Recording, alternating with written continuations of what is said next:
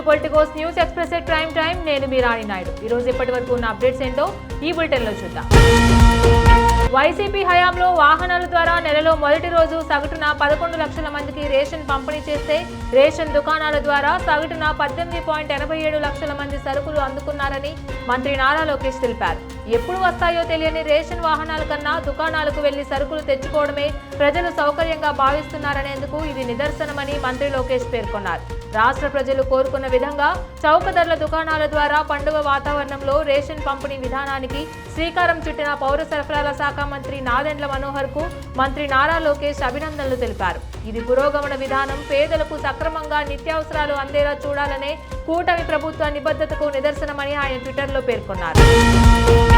ఏపీలోని విజయవాడలో నూతనంగా నిర్మించిన సత్యనారాయణపురం పోలీస్ స్టేషన్ ప్రారంభం ఘనంగా జరిగింది. ఈ ప్రారంభోత్సవ కార్యక్రమానికి హోంమంత్రి వంగల్పూడి అనిత హాజరయ్యారు. ప్రారంభోత్సవం అనంతరం ఆమె మీడియాతో మాట్లాడుతూ కీలక వ్యాఖ్యలు చేశారు. ఈ రోజు రాష్ట్రంలో మోడల్ పోలీస్ స్టేషన్లో సత్యనారాయణపురం పోలీస్ స్టేషన్ టాప్ అని తెలిపారు. కొన్ని పోలీస్ స్టేషన్లకు వస్తే బాధ పెరుగుతోంది, కానీ ఈ పోలీస్ స్టేషన్ కు వస్తే కార్పొరేట్ ఆఫీస్ కు వచ్చిన ఫీలింగ్ కలిగిందని ఆమె హర్షం వ్యక్తం చేశారు. రాష్ట్రంలో జిమ్ ఉన్న ఏకైక పోలీస్ స్టేషన్ కూడా ఇదే అని తెలిపారు. రాష్ట్ర ఆవిర్భావ దినోత్సవం సందర్భంగా AP PCC chief YS Sharmila Telangana ప్రజలకు ఆవిర్భావ దినోత్సవ శుభాకాంక్షలు తెలిపారు.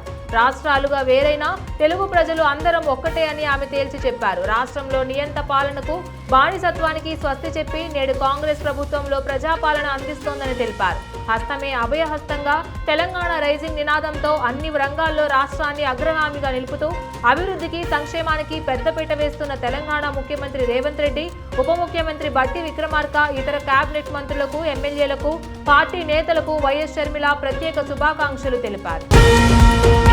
రాష్ట్ర ప్రజల ఆకాంక్షలు నెరవేర్చడమే తమ ఎజెండా అని తెలంగాణ సీఎం రేవంత్ రెడ్డి అన్నారు. తాము బాధ్యతలు చేపట్టే నాటికి ఆర్థిక వ్యవస్థ అస్తవ్యస్తంగా ఉందని చెప్పారు. 10 ఏళ్ల పాటు నిర్లక్ష్యానికి గురైన వ్యవస్థలను చక్కదిద్దుతున్నామన్నారు. సికింద్రాబాద్ పరేడ్ గ్రౌండ్ లో నిర్వహించిన తెలంగాణ ఆవిర్భావ వేడుకల్లో సీఎం పాల్గొని జాతీయ పతాకాన్ని ఆవిష్కరించారు. ఆ తరువాత పోలీసుల నుంచి గౌరవ వందనం స్వీకరించారు. తెలంగాణ ఉద్యమంలో కీలక పాత్ర పోషించిన 9 మందికి ₹1 కోటి నగదును సీఎం రేవంత్ రెడ్డి అందజేశారు. ఉద్యమ సమయంలో ప్రజల గుండెల్లో నిలిచిన కవులు, కళాకారులు, సాహితీవేత్తలకు నగదు పురస్కారం అందిస్తామని తెలంగాణ తల్లి విగ్రహావిష్కరణ సమయంలో సీఎం ప్రకటించిన నేపథ్యంలో ఎక్క యాదగిరిరావు, అందెశ్రీ సుద్దాల అశోక్ తేజ, జయరాజు, పాసం యాదగిరికి నగదు పురస్కారాన్ని అందించారు. దివంగత గూడ అంజయ్య, గద్దర్, బండి యాదగిరి తరఫున వారి కుటుంబ సభ్యులు అందుకున్నారు. కాళేశ్వరం కమిషన్ ఎదుట మాజీ సీఎం కేసీఆర్ విచారణకు హాజరు కావాల్సిన తేదీ మారింది. ఈ నెల 11న జస్టిస్ పీసీ ఘోష్ కమిషన్ ముందు ఆయన హాజరు కానున్నారు. కేసీఆర్ విజ్ఞప్తి మేరకు విచారణ తేదీని కాళేశ్వరం కమిషన్ మార్చింది. తొలుత ఈ నెల 5న విచారణకు కేసీఆర్ హాజరు కావాల్సి ఉండగా తాజాగా 11కి మార్చారు. ఎంతో మంది ఆత్మ బలిదానాలతో తెలంగాణ వచ్చిందని కేంద్ర మంత్రి కిషన్ రెడ్డి అన్నారు. బీజేపీ రాష్ట్ర కార్యాలయంలో జరిగిన తెలంగాణ అవతరణ దినోత్సవ కార్యక్రమంలో ఆయన పాల్గొన్నారు. తెలంగాణ ఉద్యమం అహింసా పద్ధతిలో సాగింది. ఉద్యమంలో బీజేపీ కీలక పాత్ర పోషించింది. తెలంగాణకు అనుకూలమని అందరికంటే ముందు నిర్ణయం తీసుకున్న పార్టీ మాది. తెలంగాణ వచ్చాక నీళ్ల పేరుతో నిధుల దోపిడీ జరిగింది. తెలంగాణ వస్తే ఉద్యోగాలు వస్తాయని యువత భావించింది. కేసీఆర్ కుటుంబానికి ఉద్యోగాలు వచ్చాయి, కానీ యువతకు రాలేదు. ఏ ఆంక్షల కోసమైతే ప్రజలు పోరాడారో గత 10 ఏళ్లలో అవి నెరవేరలేదు. మిగులు బడ్జెట్తో ఏర్పడిన తెలంగాణ ఇవాళ 10 లక్షల కోట్ల రూపాయల అప్పుల్లోకి వెళ్లిందని కిషన్ రెడ్డి అన్నారు. అన్నా యూనివర్సిటీలో గతేడాది డిసెంబర్లో 19 ఏళ్ల యువతిపై అత్యాచారం కేసులో నిందితుడు జ్ఞానశేఖర్ కు న్యాయస్థానం జీవిత ఖైదు విధించింది. దీంతో పాటు 90,000 రూపాయల అపరాధ రుసుం చెల్లించాలని ఆదేశించింది. ఈ మేరకు చెన్నైలోని మహిళా కోర్టు తీర్పును వెలువరించింది. నిందితుడు కనీసం 30 ఏళ్ల పాటు కారాగారంలో ఉండాల్సిందేనని న్యాయమూర్తి ఎం రాజ్యలక్ష్మి తన తీర్పులో తేల్చి చెప్పారు. అతడిపై ఎటువంటి దయా చూపకూడదని వ్యాఖ్యానించారు. ఉక్కు, అల్యూమినియంపై 50% సుంకాలు విధిస్తున్నట్లు అమెరికా అధ్యక్షుడు ట్రంప్ చేసిన ప్రకటనపై అగ్రరాజ్యానికి భారత్కు మధ్య వాణిజ్య చర్చలు ఇంకా కొనసాగుతున్నాయని కేంద్ర వాణిజ్య మంత్రి పీయూష్ గోయల్ పేర్కొన్నారు. ఈ ఒప్పందం విషయమై ఈ ఏడాది ఫిబ్రవరిలో అమెరికా అధ్యక్షుడు ట్రంప్ భారత ప్రధాని నరేంద్ర మోదీ చర్చల్లో పాల్గొన్న సమయంలోనూ మాట్లాడుకున్నారన్నారు. వాణిజ్య విషయంలో 2 దేశాలు కలిసి పనిచేయాలని భావనతో ఉన్నాయన్నారు. ఈ సమస్యను ఇరు దేశాలు ద్వైపాక్షికంగా పరిష్కరించుకుంటాయని వెల్లడించారు.